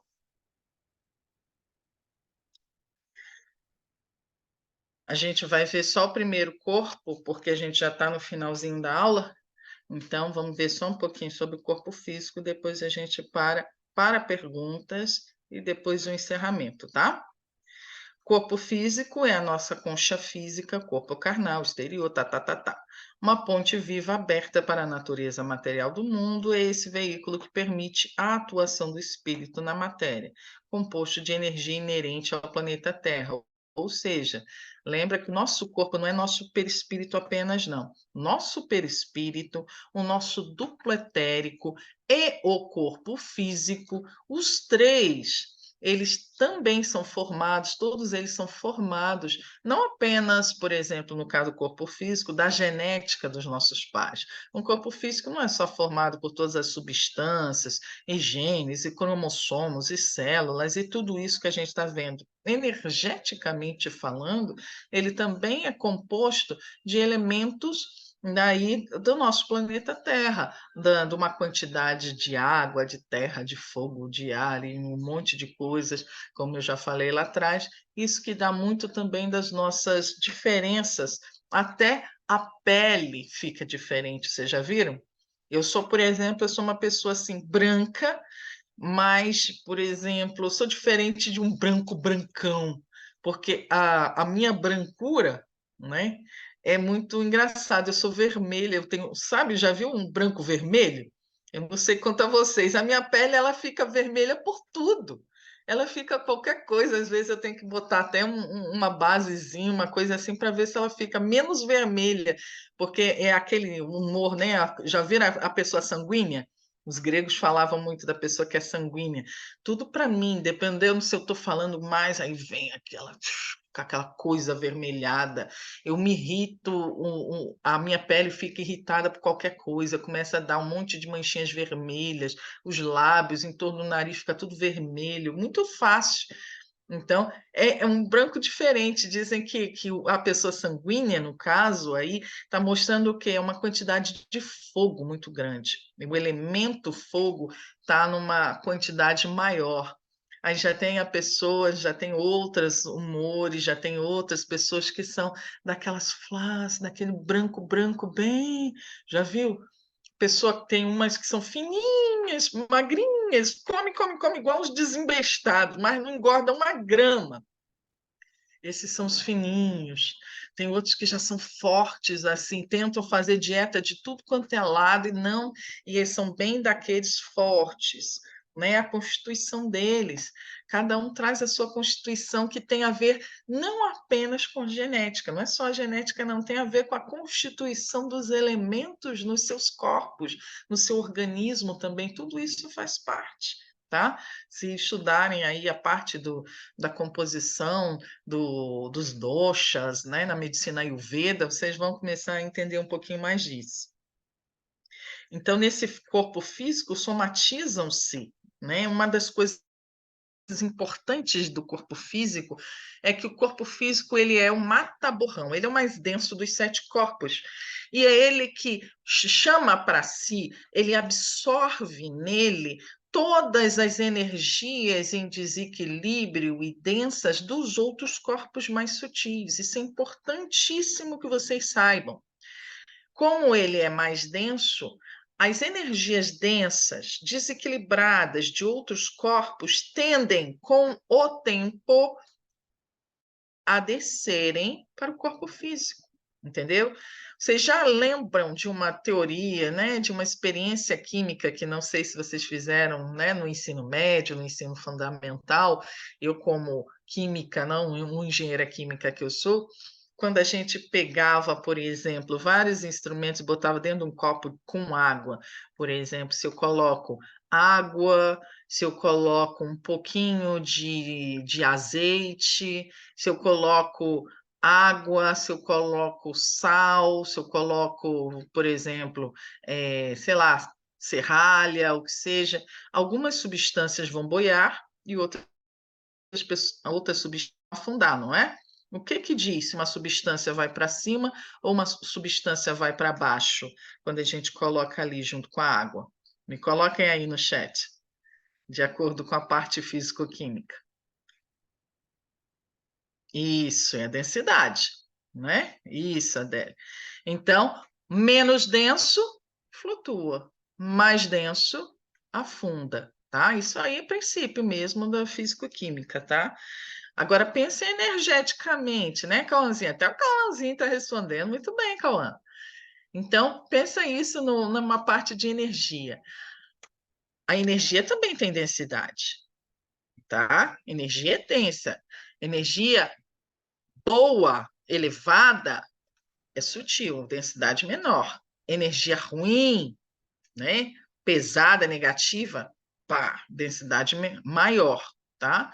Então, o que é bom, densidade menor. O que é ruim, densidade maior.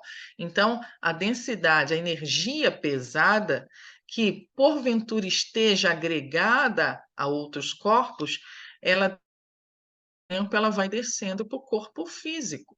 Por isso que muitas vezes a gente tem algumas doenças que vêm para o nosso corpo físico e a gente não entende por quê. Vocês já viram algumas pessoas terem, sei lá, num determinado momento da sua vida, estava tudo bem, não tinha nada, daqui a pouco ela faz um câncer.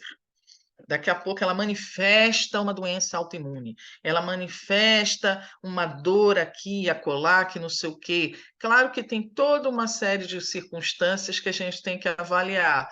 Os hábitos da pessoa, né? Se ela, por exemplo, é uma pessoa sedentária, se alimenta bem, não alimenta bem, a idade dela e tudo, tem um monte de outras coisas. Mas muitas vezes não necessariamente tem nada disso. Tem pessoas que começam, por exemplo, novinhas. Tem pessoas que com crianças com 7 anos adquirem uma leucemia.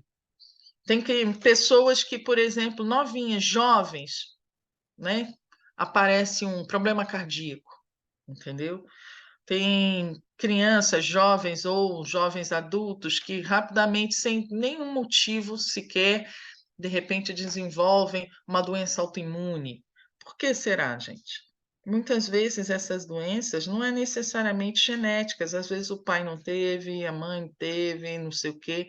Às vezes aquilo estava agregado, uma energia, uma patologia que estava agregado em algum desses outros corpos superiores.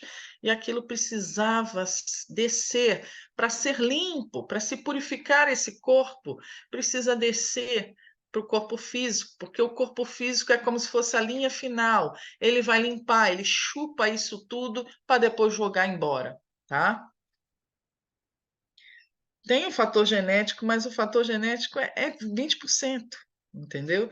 É 20%. Tem muita gente que tem problemas aí familiares com, sei lá, familiares com câncer, esquizofrenia, isso, aquilo, outro, blá, blá, blá, um monte de problemas genéticos aí, e a pessoa não desenvolve. E outros que não têm, que os familiares, a ancestralidade não teve nenhum problema e a pessoa acaba manifestando. Tem o vínculo genético? Com certeza, mas não é determinante, tá? A genética não é determinante para o aparecimento de uma patologia ou não, tá? Ele pode facilitar ou não, mas o que realmente facilita, realmente abre portas ou fecha portas é o fator espiritual, entendeu? Tanto o espírito que vem, né, esses fatores que vêm de outras vidas, como eu falei, essas nódulos energéticos, essas energias que vêm de outros corpos, e também na vida atual, não é só de outras vidas, não, também dessa vida. Se eu, por exemplo, sou uma pessoa que o tempo todo eu fico só alimentando sentimentos negativos dentro de mim só mágoa, só tristeza, o tempo todo magoada, ressentida, ressentida, por que que fez isso comigo? Sofrendo, sofrendo, eu posso desenvolver um câncer, entendeu? A cristalização dessa mágoa, a cristalização dessa dor, um câncer de mama, por exemplo, numa mulher, né? Lembra que as mamas estão pertinho do coração, né?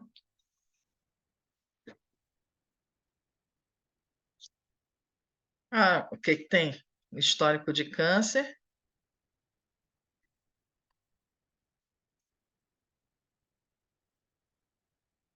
Se tem conexão, pode ter, como eu falei, a influência.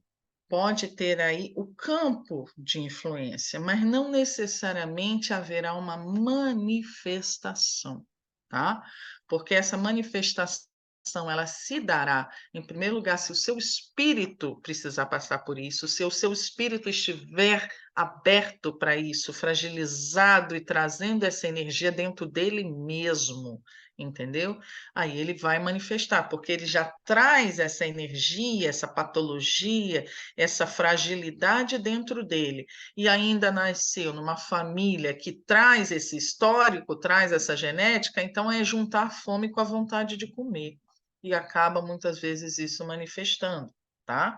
Mas se esse espírito nasce numa família com uma genética X, tá? Que tem uma tendência a manifestar determinada doença, mas dentro dele, no espírito dele, está tudo ok, não tem nada ali, nenhum tipo de energia, de necessidade, de vínculo, de conexão com isso. É uma pessoa tranquila, de boa, do bem, que está ali numa boa, não tem essa necessidade, não tem esse tipo de energia nos seus corpos mais sutis.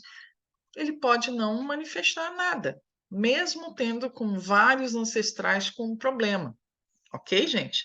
Então, não é aquela coisa da genética, como eu falei de novo, influencia, sim, mas não determina. O que determina somos nós mesmos, nossas escolhas do passado e principalmente do presente, tá bom? Porque mesmo as escolhas do passado podem ser modificadas, atenuadas pelas nossas escolhas do hoje, as nossas melhores escolhas hoje, beleza? Pode mudar, por favor? Então aí já é o duplo etérico, eu não vou começar a falar isso agora, tá? Porque a gente já está faltando 5 minutos para encerrar.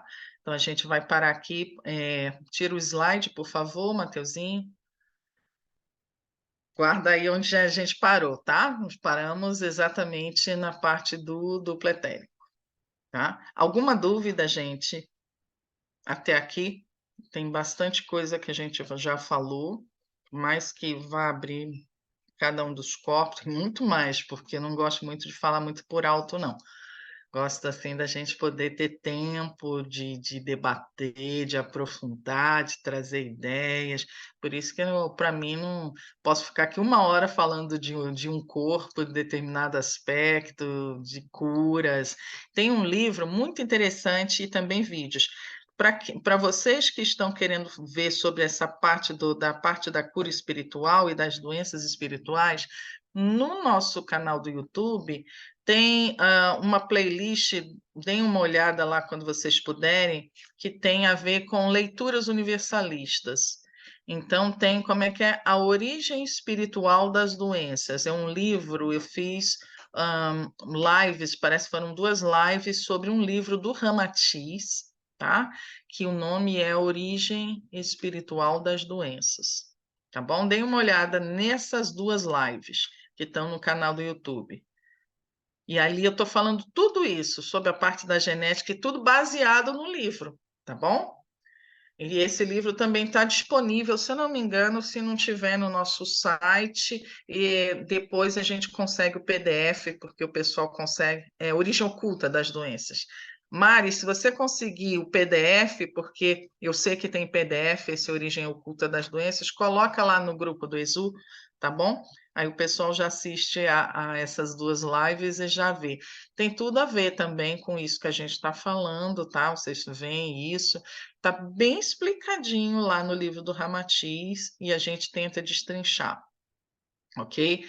O que eu quero que vocês comecem a ver é como a gente vai falando, vai destrinchando os corpos, o fluido vital, e depois a gente vai pegar tudo isso e vamos levar para a mediunidade. Agora, tudo isso, que isso tem a ver com a bendita da mediunidade? Como que isso se processa, a essa mediunidade, esses poderes, essas capacidades, como que isso, né, se manifesta, se interliga, se interrelaciona com cada um desses corpos, com o fluido vital, porque todos os corpos têm níveis de manifestações da mediunidade diferentes.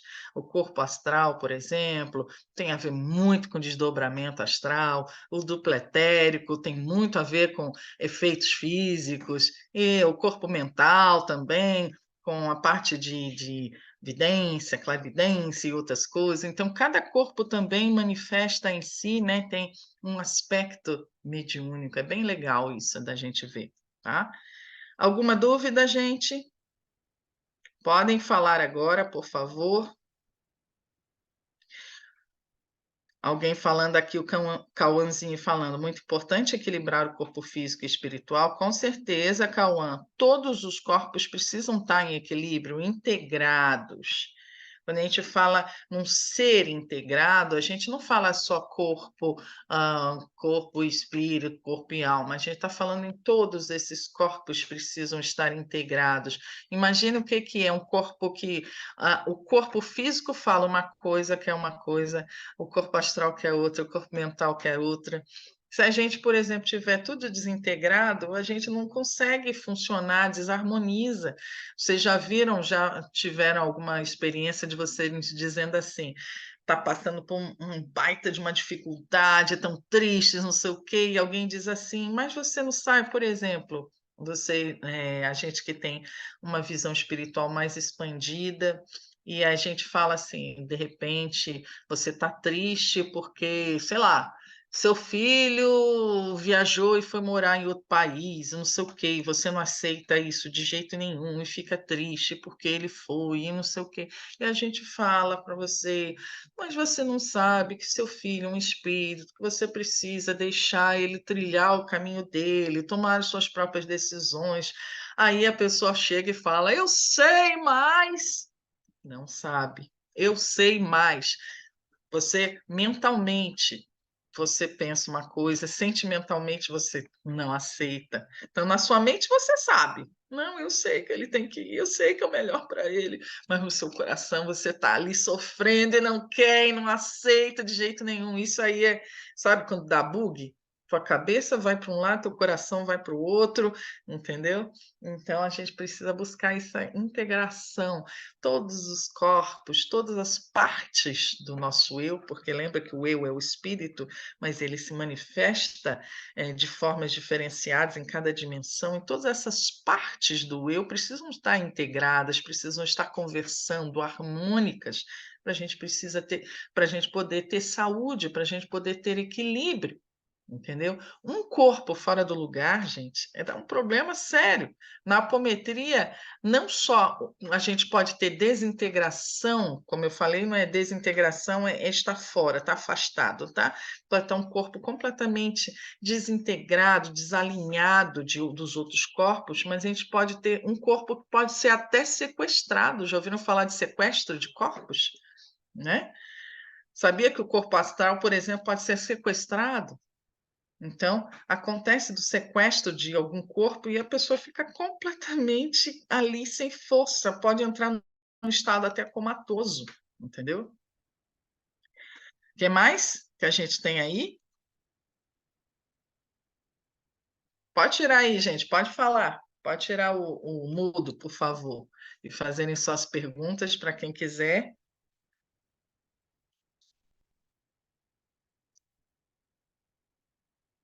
Nenhuma pergunta?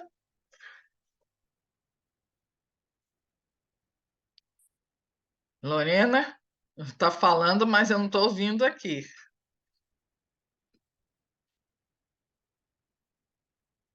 Tá? Então, se não tem pergunta, gente, então a gente vai fazer a nossa prece de encerramento.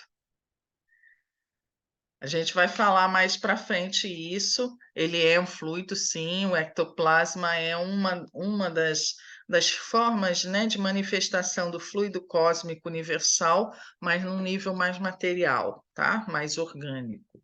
Mas é tudo isso, tudo que existe na Terra, fora a Terra, no universo, tudo que existe no universo são manifestações diferentes do fluido cósmico universal.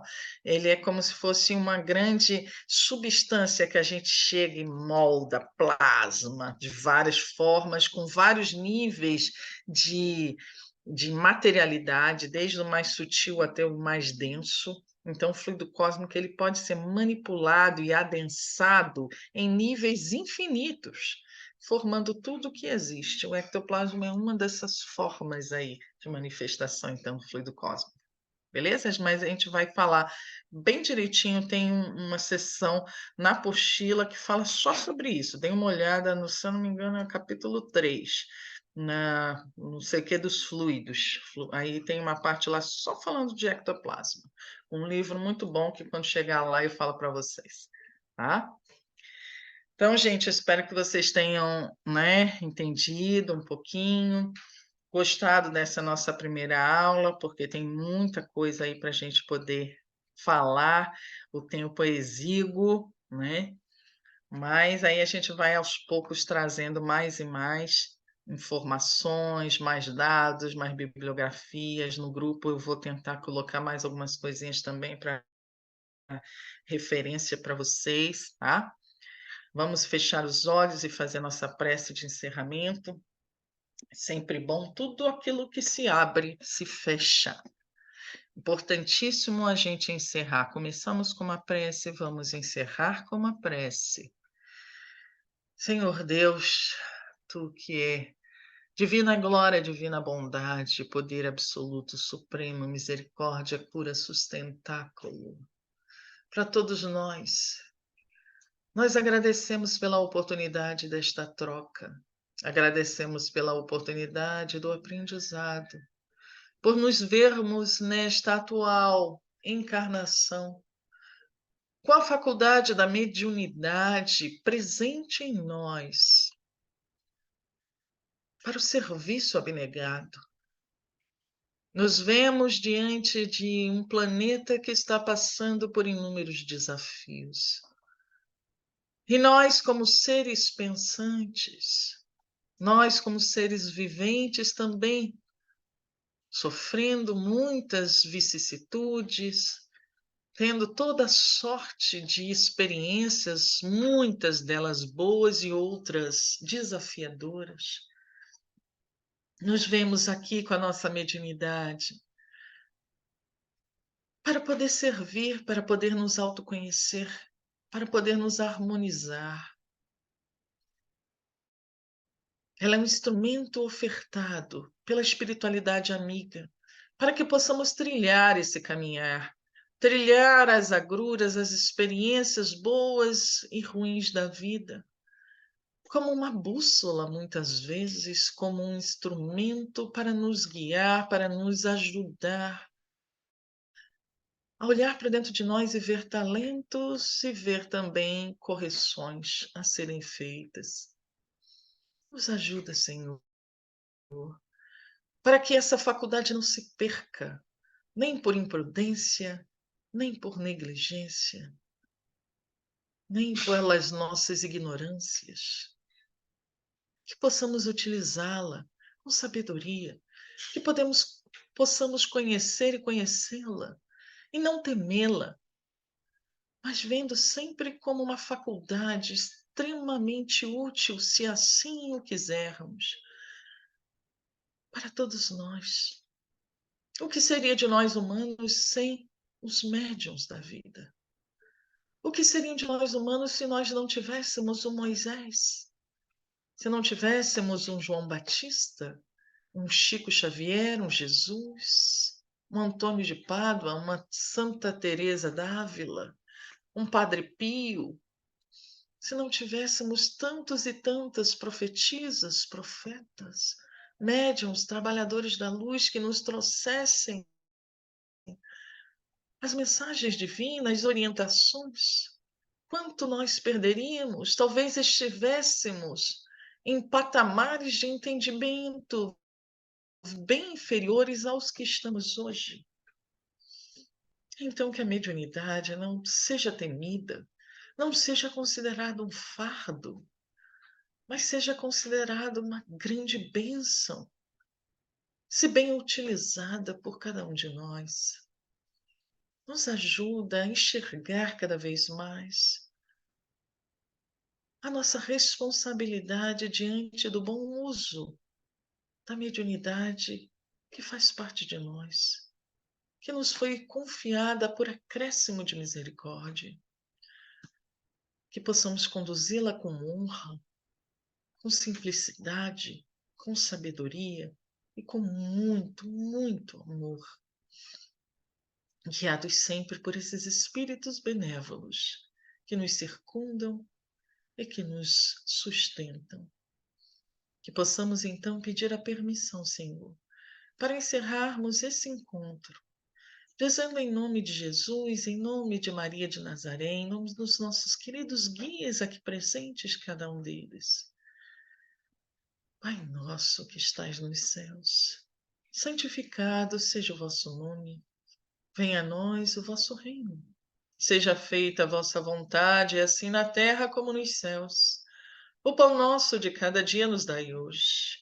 Perdoai as nossas ofensas, assim como nós perdoamos a quem nos tem ofendido.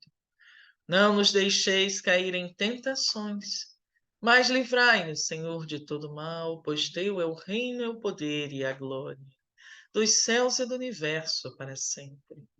Que assim seja, Senhor. Graças a Deus, graças a Jesus, graças a todos os espíritos de luz, graças a todos os trabalhadores de todas as correntes, de todas as tradições, hoje encarnados e desencarnados. Que assim seja. Graças a Deus. Obrigada, Eduardo. Gente, então lembrem-se, tá? Que há 2 semaninhas, dia 6, a gente retorna aí nos nossos estudos. Enquanto isso, aproveitem e vão já dando uma olhada na apostila, tá? Logo que eu tiver essa gravação, eu já passo para o YouTube, tá bom? Beijinho, um cheiro e um Tchau, queijo no tchau, coração de beijo. vocês, tá? Matheus, pode Obrigada, Carla. ativar aí a gravação.